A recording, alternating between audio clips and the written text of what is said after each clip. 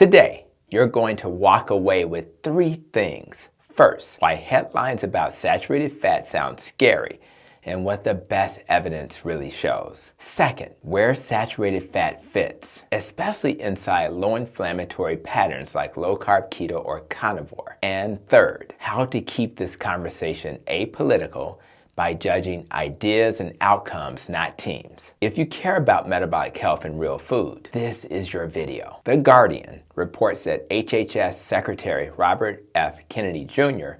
plans to encourage Americans to eat more saturated fat, highlighting dairy and good meat. Some experts are alarmed. Others argue the fear is outdated. My approach is simple. Think policy and evidence, not party. If guidance moves people toward better metabolic health, I'm for it, no matter who proposes it. So why do many smart people, yes, including that conventional doctor of yours, still fear saturated fat? 2 big reasons. 1, the classic diet heart model. Saturated fat can raise LDL cholesterol. LDL is causal in atherosclerosis. Therefore, saturated fat must raise risk. 2, decades of guidelines and medical training reinforce that logic. And some trials where saturated fat was replaced with certain plant oils lowered LDL and reduced cardiovascular events. That's the origin of the avoid saturated fat reflex you'll hear from many clinicians. It's not malice. It's the evidence slice they were taught to prioritize. Now, let's be precise about study designs. Randomized controlled trials, also abbreviated RCTs, are our strongest causal tests. A rigorous Cochrane review of RCTs found that reducing saturated fat for at least 2 years lowered the composite of cardiovascular events by 17%. Mortality didn't clearly change, which you should care the most about, but events did. That's clinically meaningful. And yes, those are randomized trials. The benefit was greater when saturated fat was replaced with polyunsaturated fat. This helps explain why many doctors hesitate to recommend saturated fat. They're responding to an RCT signal about replacement. Here's another influential piece shaping that reflex: the American Heart Association's 2017 Presidential Advisory. Drawing heavily on randomized evidence, it concluded that swapping saturated fat for unsaturated fat, especially polyunsaturated, reduces cardiovascular events, roughly in the statin ballpark in some trials. That headline has lived in clinicians' minds for years. But if you stop there, you miss the crucial context. So if I've scared you from eating saturated fat so far, take a deep breath and let's continue with this video. The Journal of the American College of Cardiology, abbreviated JACC, published a state-of-the-art review in 2020 by Astrop, Cross, and Yusuf, and others. They evaluated the totality of evidence, including meta-analyses of randomized trials and prospective cohorts. Their conclusion: most recent meta-analyses of randomized trials and observational studies found no beneficial effects of simply reducing saturated fat, and we definitely care about total mortality, and even suggested protective associations for stroke. They emphasized that whole fat dairy, unprocessed red meat, and dark chocolate, saturated fat-rich foods within a complex food matrix, are not associated with an increased risk of cardiovascular risk. And the totality of evidence does not support further limiting these foods. That's not me freelancing. That's JACC explicitly considering RCT meta-analyses alongside cohorts. Now let's label the next part correctly: observational evidence. The Pew study across 18 countries reported that higher total fat, including saturated fat, was associated with lower total mortality, while very high carbohydrate intake tracked with higher mortality. Saturated fat specifically had an inverse association with stroke risk. Observational studies don't prove causation, but when large cohorts and diverse populations don't show harm, the saturated fat equals automatic danger story looks oversimplified. So how do we reconcile these threads without politics? Respect both realities. RCTs that replace saturated fat with PUFAs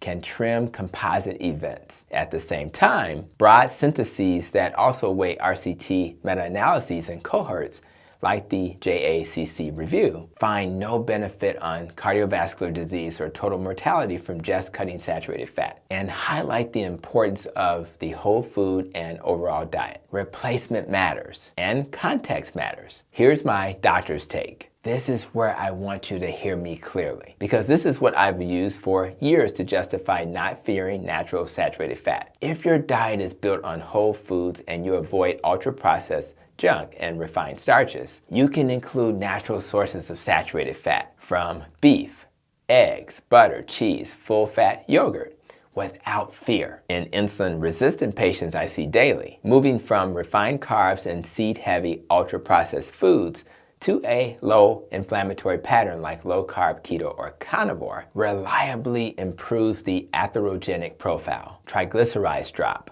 HDL rises, central adiposity shrinks, and metabolic markers improve, even when saturated fat stays on the plate. That's consistent with the JACC's food matrix perspective and with real-world low-carb clinical experience. Does that mean saturated fat is magic? No, it means the pattern is what heals. Real foods, minimum sugar and refined starch, and fats that come packaged in nature, not in factories. If you personally choose to lower saturated fat, make the swap count. Extra virgin olive oil, nuts, and fatty fish, not bagels, juice, or cereal. That what you eat instead principle is the common ground between traditional guidance and modern metabolic care. A quick note about my colleagues. There's nothing wrong with conventional doctors. They've been anchoring to the replacement trial signal and guideline culture for decades. Many just haven't been taught the fuller metabolic context you're hearing now about food matrices, carbohydrate quality,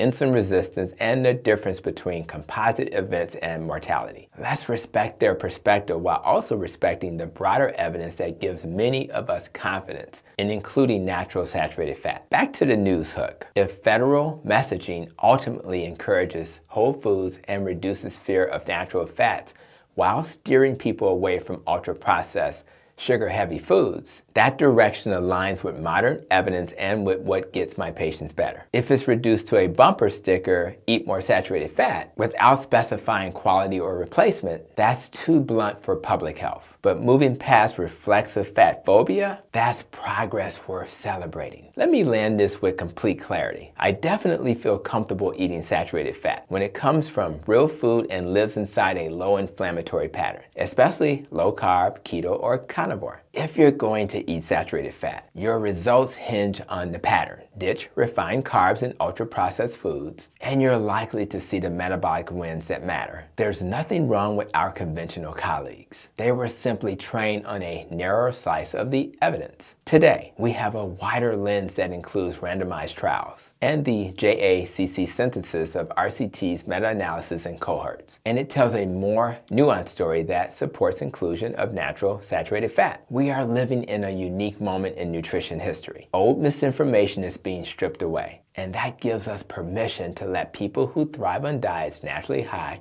in saturated fat to do it without fear. Judge policies by outcomes, foods by their matrix, and your progress by your waist size, triglycerides, HDL, insulin, and ApoB. Not headlines, not teams. I'll see you in the next video.